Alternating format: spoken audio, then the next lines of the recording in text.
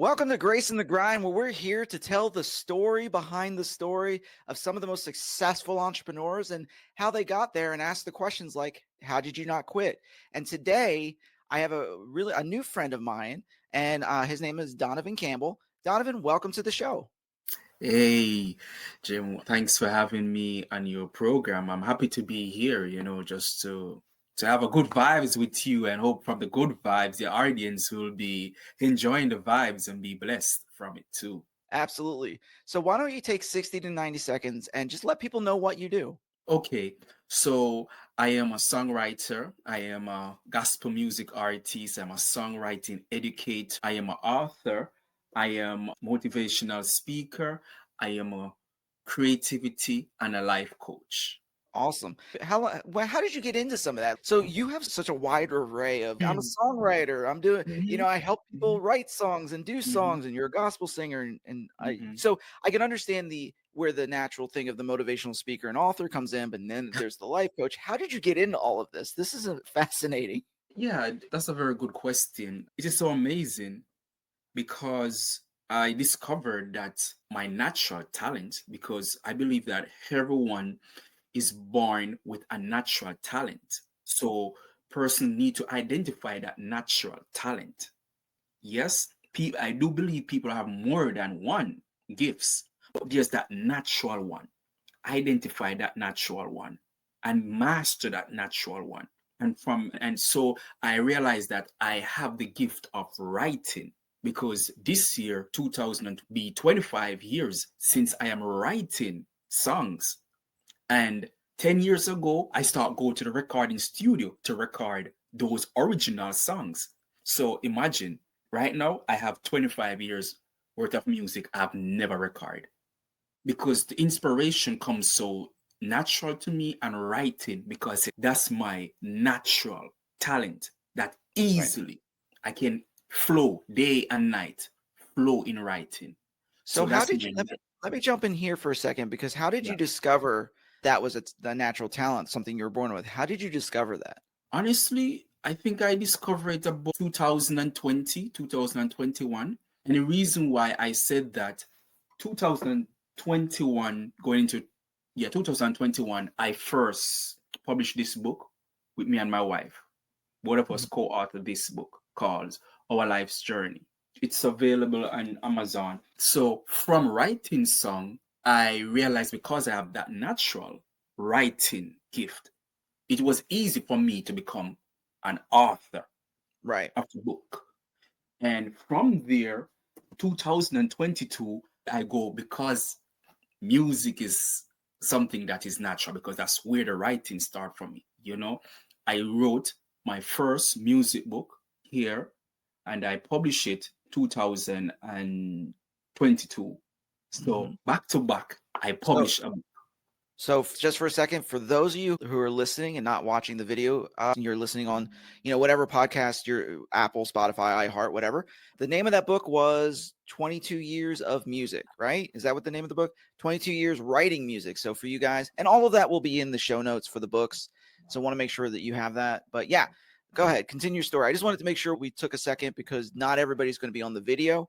So we want to make Yeah. sure we hear the That audio is as well. true. That is true. Thanks for that reminder too. And all of these books, they are available on Amazon. So from songwriting to become a recording artist, to become an author, and currently, as I'm talking to you, I'm in the process of getting my second music book together to release for next month, February, which is just few days away from now. Nice. So, as I said before, there is a natural talent. Hmm. Identify that natural talent, develop it, grow it, and be a master of that natural talent. The same mindset, the same discipline, the same diligent that you put towards that natural talent, put it towards other talent and master it too. Right. So, So let's go back for a second as you're going into this.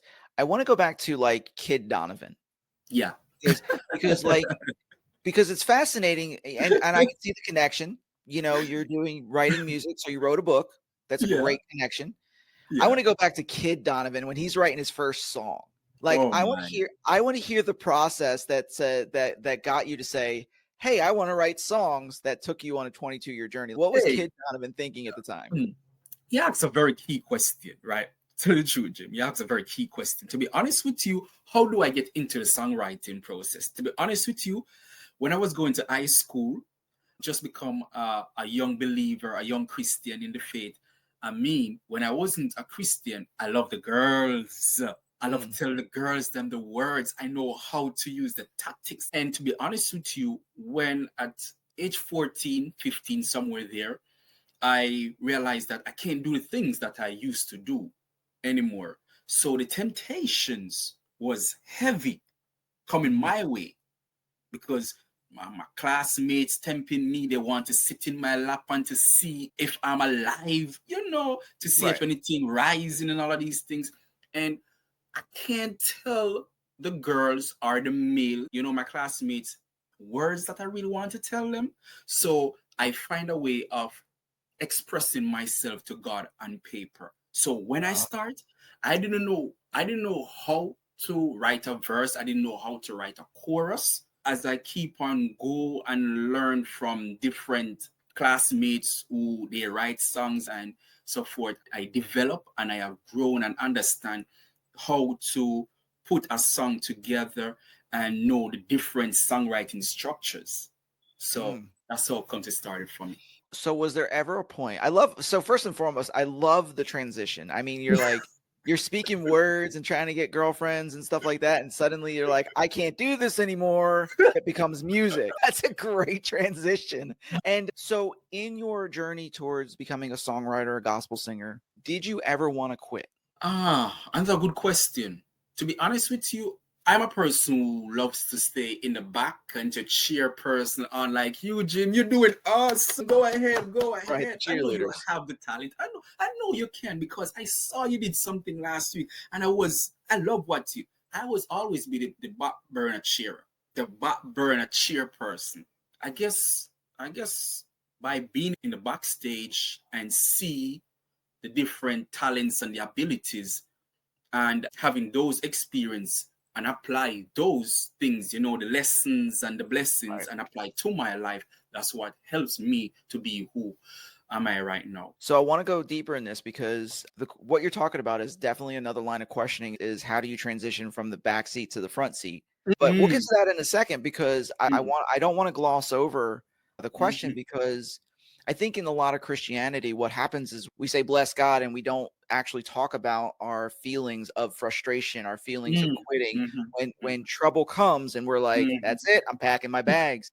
Tell me a time like that in your life when you were like, That's it. I'm done. I'm frustrated."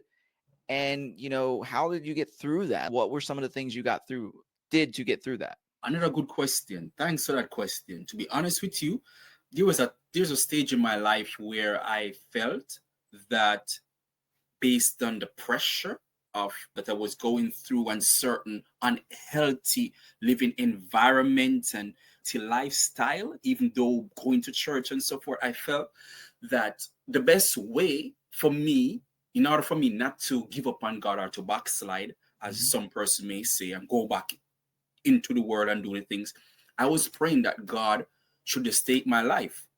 And yeah, I was serious was praying. God, just make taking a taxi or a bus going to work and let the vehicle crash and I'm the only person died in it, everybody else live on. Right. Honestly, I'm keeping it real. I was praying that prayer. And where I was living at the time, I was living with my grandma and one of my cousins. And my cousin that I was living with, he knows all the gunmen. I'm involved in some things, put it this way. And if he's not involved, these gunmen admire him and see him as an idol. So one of his friends came to our house and he said, "Hi, Donovan," because he know me as a Mhm. Christian and so forth. Because when you are a Christian, you don't do certain things or say certain things, and you don't drink and so forth. I don't smoke. So this guy who I know him involved in stuff, I don't see, but the way how he talk, he always talk about this person if he get gunshot and so forth. So anyway, he came to the house one day and he said to me that meanwhile he was making a ganja They call it candy Right. something here in Canada. Pretty word still, ganja, or weed. Mhm. So he was making stuff, and he have something already behind his ears. So he was making another one, and he said, "Hey, Donovan," and I said, "Hi, you still in the church?" And I said, "Yes, I'm still in the church." He said, "That's the best place to be in." And to be honest with you, the mindset that I was in, I was like, who's you telling me to stay in church and all of these things? And to be honest with you, I can't recall saying thank you. I can't recall saying you need to come to church too, because Right. I was in a prior suicidal mindset. Right. I know not taking my life, but I'm praying God make an accident happen. My troubles and all of these things will be over, and at least my cousins and my other family members and friends can say, he was a Christian, and they will speak beautiful of me and but God was preparing me for such a time as now. And to be honest with you, man, this is very emotional, man. I'm trying Mm. not to cry. Trying not to cry. To be honest with you, that guy who said those words of encouragement, few days after, he got about 7 or 8 gunshots and is not alive from him get those Oh, gunshots. wow. Wow. And I that cry is pretty. I wept night and days. I Hmm. said, okay, God, all right, full control. Wow. So thank you for sharing that. That's a powerful story. So you went from like the suicidal mindset, a guy who rolling drugs Yeah, comes in and says, stay in church, yeah, which a lot of us who have been in church is code for keep following Jesus. And then he dies. yeah. What did that do mentally? Did that scare you?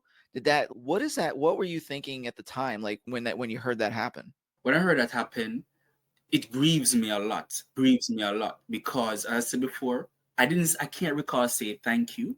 I can't Mhm. recall encouraging him. And here am I, a Christian, a believer in God, who's supposed to telling this person to go to church and believe in God too. And here is Right. this person making a ganja while having something already behind his ears, Right. encouraging me as a Christian who was so low in spirit, low in my mindset. Right. And that speaks high volume for me because I don't want to go too much into it, but Sure. before David become a king to lead people, he Right. went God make him go through the process to Right. become a shepherd to lead animals. And sometimes, or should I say, most of the times, we as human beings, we don't want to go through the process. Right. We don't. We don't like pain. We don't want process. We want just the pleasure and the results. Man, so first and foremost, let me tell you this to the listeners. And if you're a believer or not a believer, that's your prerogative. Obviously, being a believer, we want you all to follow Jesus Christ.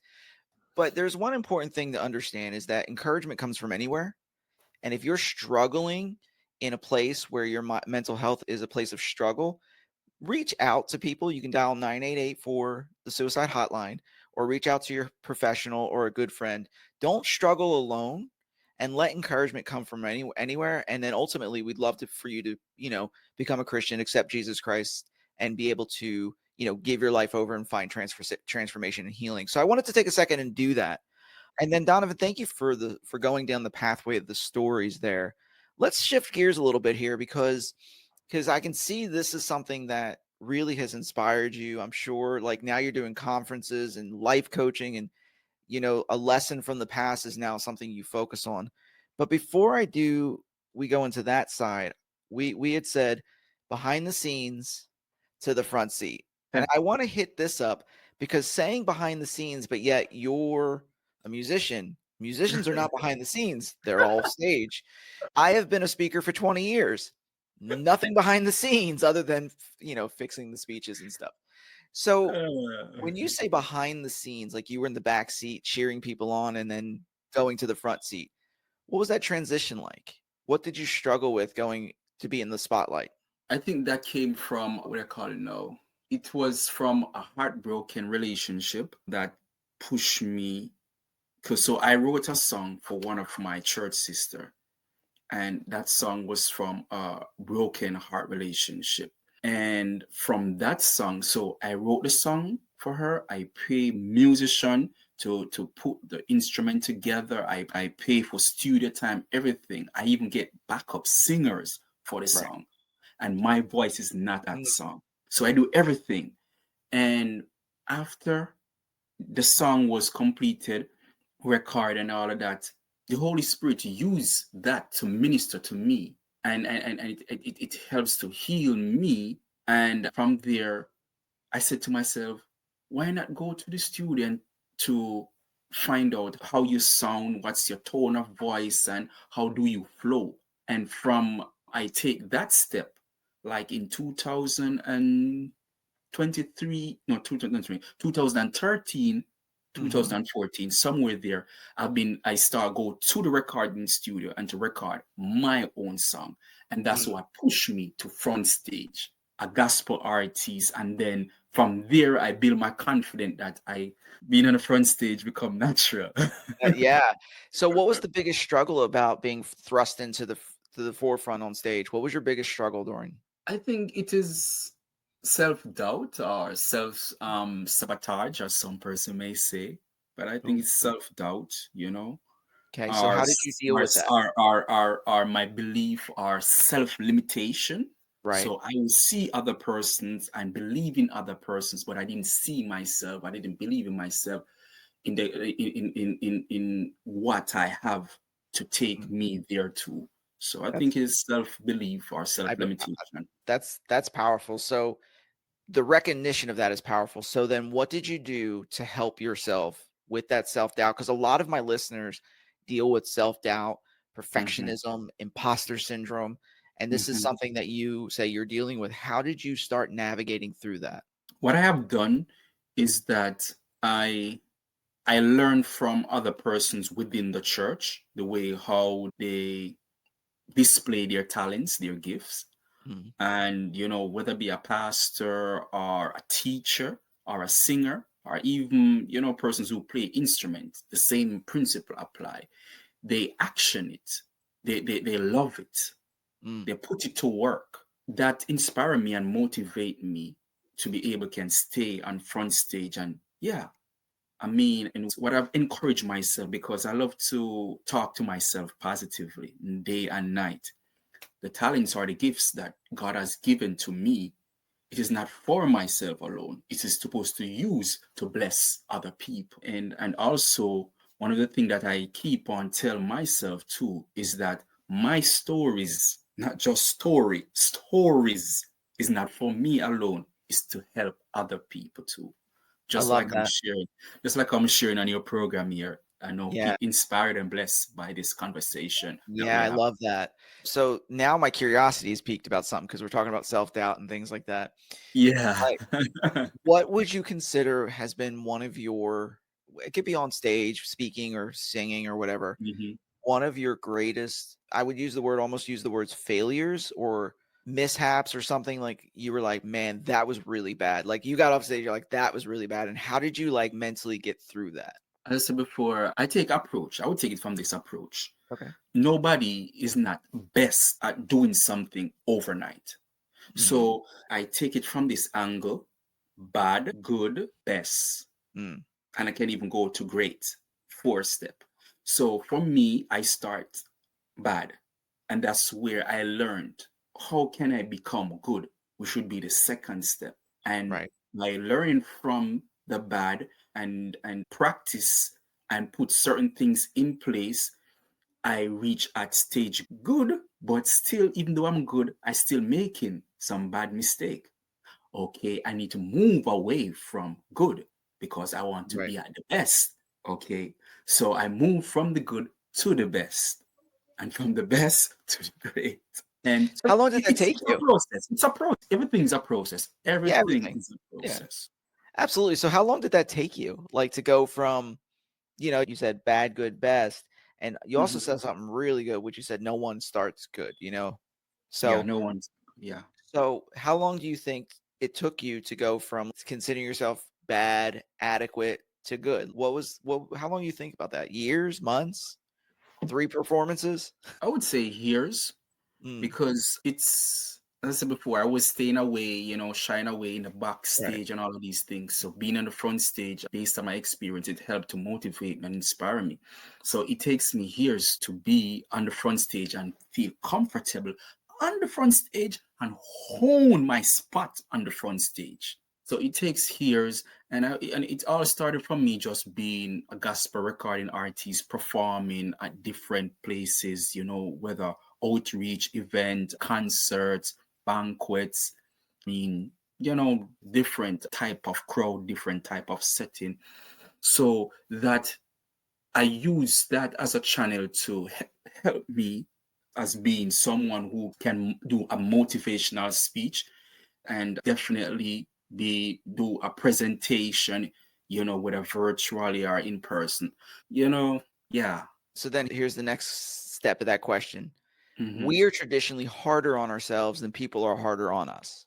So how did you deal with that? Another good question. You're asking some real good question here. As I said before, wow. One of the things that inspire me, I hope this will answer your question. One of the things that inspire me is that the Bible story about Joseph Mhm. being the dreamer and his father and his brothers, right? God gave him the dream, or giving him dreams Right. of things to manifest in his life and family life. But he telling his father, his brothers, I guess he were seeking approval from Mhm. them as human being. And the thing is where I think this it helps me. I guess that's what happening to me.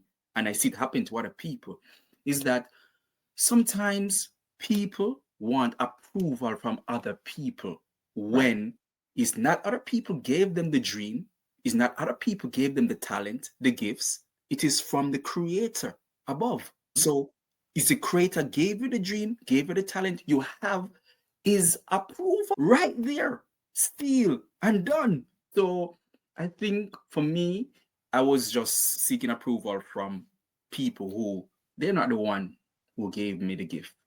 Right. Yeah. Yeah, you're seeking people's. So we've actually, interesting enough, me and some of my friends were having this very conversation. And what we decided, I had said this, I said, we need to stop creating a reality based on other people's opinions. And so what you're saying goes right in line with that, because oftentimes the seeking of approval is we're looking for other people's opinions to make us feel good about ourselves. Yeah. And Yeah. so refocusing that on God, love that, man, love that. So Yeah. as we start landing the plane for Yeah. this episode, we're going to go two places. We're going to go with a wisdom bomb.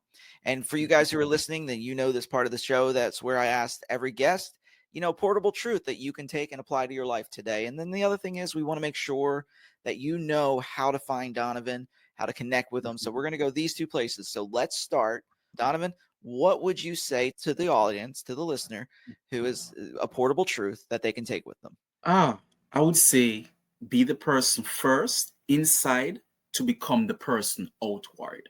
That's good. Yeah, and the reason why I say that is that, in the Bible, the first thing that God told the first couple, be fruitful and multiply. Right. That means he's telling them, make a decision, not a choice. Choice means you have option. Be is a decision to be Okay. fruitful and multiply. And that's why I said, be the person first inside within your mindset, in your internal, to become the person outward. Because Mhm. becoming the person outward is a reflection of you being the person inside. So Mm. be the person first to become the person. That's really good. So how do people connect with you? Okay, persons can find me on Facebook, Coach Donovan DC, or Instagram, same name, Coach Donovan DC. And my website, persons can find my social media and stuff on my website. That's dc-digitalproducts.com. I repeat, dc-digital-products.com. All right, guys. And as listeners, just remember, I'm going to put all of that in the show notes because we want to make it super easy for you to connect with our guests, because the guests that we have on, they are high value guests that I definitely want you to connect with on some level. And if you are so inclined, make sure to go follow him. Check the show notes. You will see all the links to the books he mentioned and to his socials and his website. And with that being said, we appreciate you for being here and listening to Grace in the Grind, where we're just here to tell the story behind the story of some of the most successful people out there, to inspire you to move forward and not give up. And if you so incline, make sure you hit a review on this episode or a review on the podcast in general. It helps us out, and we love you, and we'll see you on a future episode. This has been Grace in the Grind. Whether you're a Christian leader looking for guidance or an entrepreneur seeking inspiration, it's Jim's passion to equip and encourage you. Make sure to check out Jim's solo episodes, where he shares practical leadership insights grounded in a biblical perspective. We hope you've enjoyed the show. If you did, make sure to like, rate, and review.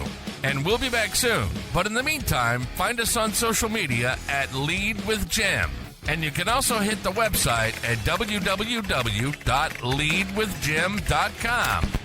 Take care of yourself, and we'll see you next time on Grace in the Grind.